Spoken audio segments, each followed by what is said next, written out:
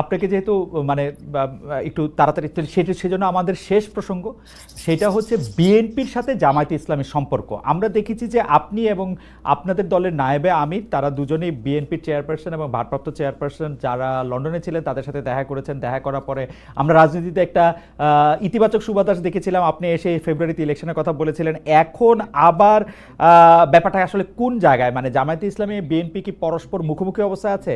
তাদের মধ্যে কি আবার একটা সদ্ভাব, মানে আসলে অবস্থাটা কি এখন? না, আসলে সমস্যাটা আমাদের না, সমস্যা আপনাদের। আচ্ছা, মিডিয়ায় যারা আছেন তাদের। আচ্ছা, আমরা তো মুখামুখি না, আমরা তো পাশাপাশি আছি। তো ওকে। আমরা এই যে ঐকমত্য কমিশন বলেন বা অন্যান্য মিটিং গুলা বলেন বা আমাদের নিজেদের মধ্যে কথাবার্তা বলেন, আমরা তো কোনটা বন্ধ রাখি নাই, আমরা সবটাই আছি। কিন্তু কতিপয় মিডিয়া, সবাই না, এই কুচে কুচে টেনে টেনে সুতা বাইর করে কোথায় একটু বিএনপির মুখামুখি জামাত হবে, জামাতের মুখামুখি বিএনপি হবে। এটার মধ্যে জাতির কি কল্যাণ আছে আমরা বুঝতে পারি না। আমাদের তো ওরকম কোনো রেশারেশির সম্পর্ক নাই। আমি আমি হচ্ছে যে দুটা, খালি আপনি মিডিয়ার কথা বলছেন, ভালো করছেন। এখন আমরা তো আসলে মানে মিডিয়া থেকে অনেক সময় তথ্য নেই।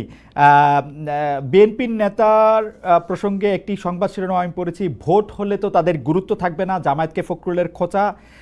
স্বাধীনতার অবিশ্বাসীদের সমর্থন করা যাবে না, মির্জা ফখরুল। আবার আরেকটা রিপোর্ট, আবার আরেকটা পত্রিকার রিপোর্ট, জামায়াতকে স্বাধীনতা বিরোধী বলা হলে অনেকের বাবাও রাজাকার ছিলেন, জামায়াতের সাধারণ সম্পাদক বলছেন।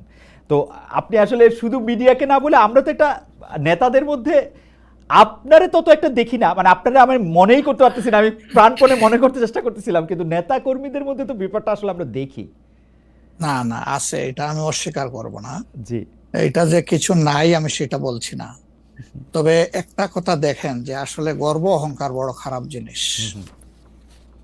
অহংকার আল্লাহ তাআলার চাদর, এটা নিয়ে কেউ টানাটানি করুক, এটা মহান আল্লাহ পছন্দ করেন না। তো গর্ব অহংকার করতে করতেই একদল কোথায় গেছে চিন্তা করেন। তারা তো সব সময় মানুষকে কুচিয়ে কুচিয়ে কথা বলতেন। রাইট। কোথায় তোমাদের ঈদের পরের আন্দোলন, কোথায় গিয়ে আশ্রয় নিবা, এই ধরনের অনেক কথাবার্তা ছিল না? অবশ্যই, অবশ্যই ছিল।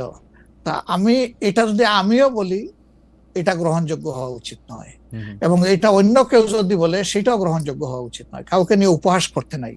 আপনাকে নিশ্চিত থাকতে হবে আপনি যাকে নিয়ে উপহাস করছেন, আল্লাহ একদিন তার কাছেই আপনাকে নিয়ে দাঁড় করাবেন, এবং তখন আপনি লজ্জিত হবেন। তো আমাদের কারোই এমন কথা বলা উচিত না যে এই কথাটা বলে এরপরে আপনার মুখের দিকে তাকাই আমি হাসতে পারবো না, এমন কোনো কথা বলা উচিত।